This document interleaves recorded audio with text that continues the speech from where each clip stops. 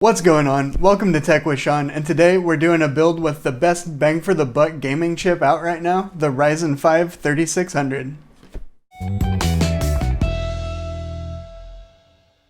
Alright, today I'm updating my living room PC setup, and I'm going to do that with the Ryzen 5 3600. This is going to be my first Ryzen build, and really my first AMD build since I had a Athlon 64 X2 5400 Plus back in the day. That was a good chip. I played Skyrim on that for a couple of years. Anyways, this is the Ryzen 5 3600. It's a $200 part, and it really performs quite well for its price. The motherboard we're going to put that into, we have the MSI B450 Tomahawk. Now this is a pretty popular budget-oriented kind of board, but it still has overclocking features and a good build quality.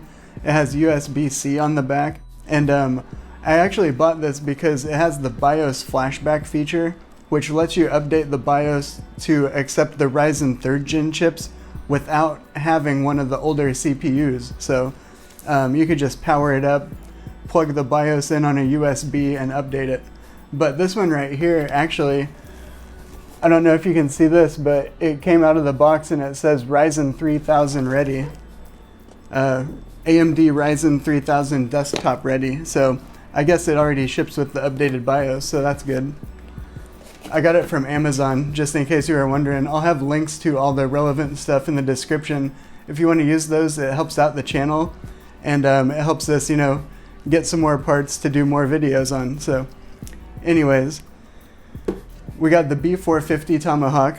For the graphics card, we're going to use a used GTX 1080 Ti. No ray tracing, but these come at about $400 right now. So pretty comparable to something like, I don't know, a 2080, I guess, performance-wise for new cards. You'd also be looking at what, like a 5700 XT in that price range, I think. For the memory, we're going to do 16 gigs of just a pretty basic Corsair Vengeance LPX kit. This is 3000 megahertz. I know ideally you'd get a little faster, but this system's going to be hooked up to my TV. So for gaming, I'm really just shooting for 60 frames per second and everything. For our storage setup, I'm using stuff that I had from the system that I'm replacing up there. And we have a 500 gigabyte Samsung SSD and a 1 terabyte regular old hard drive. If you're buying new parts, you probably don't want to buy a 1 terabyte hard drive just for the price. You'd either get a bigger volume for just like 10 or 20 more bucks, or you just pony up the dough and get like a 1 terabyte or 2 terabyte SSD. But if you have parts like this on hand, it's fine to use them, so whatever. For the power supply, we've got a Corsair CX750M. Really anything that's strong enough for your video card is gonna work. In this case, we got the 1080 Ti. You could probably do like a 600 or 650, but this is gonna work just fine. Then the case we're using, this is an older Corsair 100R. It has an acrylic window on the side. And we have a, I think, LG Blu-ray writer in there. So it's hooked up to the TV, so it's pretty nice to have that. And I believe that this model of Blu-ray drive will actually rip PS3 games too. So that's a good feature to have. All right, so that's the parts we're using. Now I'll get it all put together and we'll see how this setup performs.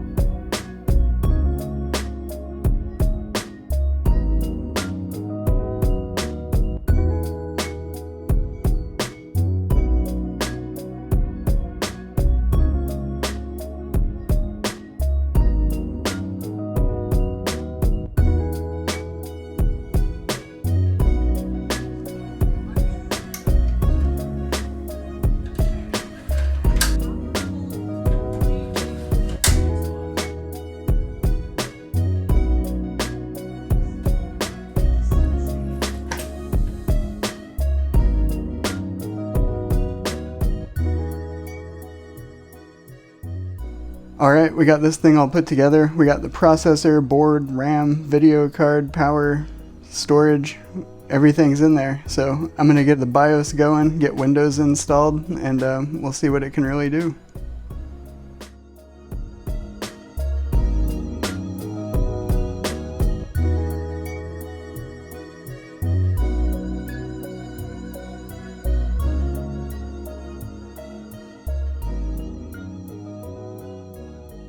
Alright, I've had a chance to mess around with this and play some games, so I'll let you know how it worked out. This Ryzen 5 3600 worked really well for gaming at 4K, and in a few games where the 1080 Ti couldn't push native 4K, we turned them down to 1440p, still got 60 frames per second, no problem. The chip that I'm replacing with this was an i5 6600K. Now that was only a 4-core 4-thread chip, and it was really starting to show its age, especially in some titles like Far Cry and Assassin's Creed Odyssey. You had a lot of spiking and lag going on, and just dropped frames, and you didn't get a smooth experience. The first game we'll take a look at is Forza Horizon 4, and this game isn't the most intensive to run, but this was able to do a 4K native with ultra settings, no problem. And it was really pushing closer to like 80 frames per second, so if you wanted to, you could turn up the anti-aliasing more or some other setting, but it was a really smooth, really good experience. Next up was GTA 5, and the 1080 Ti and 3600 really smoked through this game. I'll tell you what, at a TV where you're only trying to hit 60 frames per second, this graphics card was only sitting at like 50 to 60% usage. That was at mostly high settings, so really you could go in there and crank more stuff up or crank up the anti-aliasing if you wanted to, but I thought it looked really great at these settings. Far Cry 5 is a pretty intense game, and it pushes a 1080 Ti to its limit if you try playing it at 4K.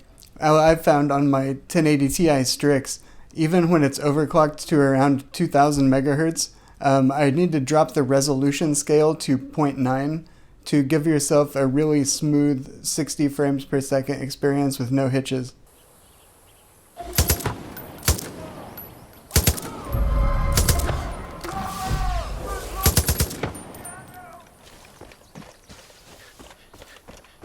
what needs to be done.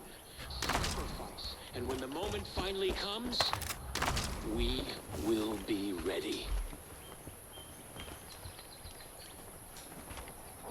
Mother Nature doesn't care who you are or where you conscience and empathy. Only or so it used to. I also ran around for a little bit in Final Fantasy XII. This game is an HD remake of a PS2 game, but if you play this at 4K with everything maxed out, you can still bring a 1080 Ti to its limits. When I'm playing this, I set the MSAA at 2x, and I set the ambient occlusion at half resolution. For whatever reason, that setting is a killer in this game. But by changing those two settings and having everything else maxed out, you're able to run this at a full native 4K 60 frames per second on this setup, and it looks great. Next up, we're running the benchmark from Gears of War 5. Great game, by the way, and a great deal if you got the Microsoft Game Pass for PC. Anyways, this is on the Ultra preset, and the 1080 Ti was not enough to run it at native 4K. So I have this at the resolution scale of 1600p, I believe.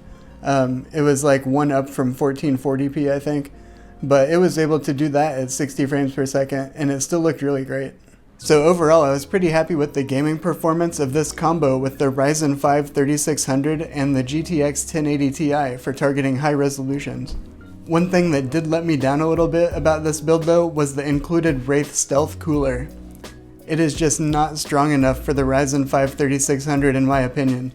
At the stock settings, it was getting way too hot, so what I did was I went in and manually set the clocks to 3.9 gigahertz. And even at 3.9 gigahertz, I was still getting up over 90 degrees in Cinebench runs if I did them back to back.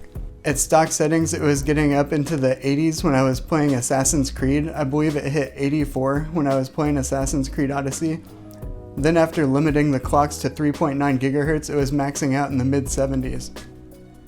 Either way, that's a little warm for my taste, so I'm going to be installing a Hyper 212 Evo air cooler. So check back for another video where I'm going to install that and compare the temperatures between the Wraith Stealth cooler and the Hyper 212 Evo. Thanks for watching along on my first Ryzen build. I hope it was entertaining. If you liked it, give this video a like, and if you haven't subscribed yet, subscribe to the channel. I'll see you in the next one.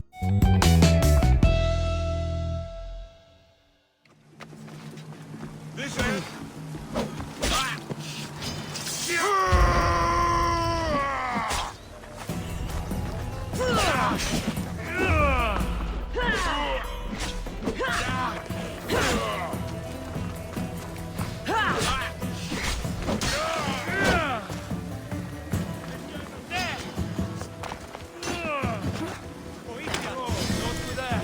Turn back. Walk away.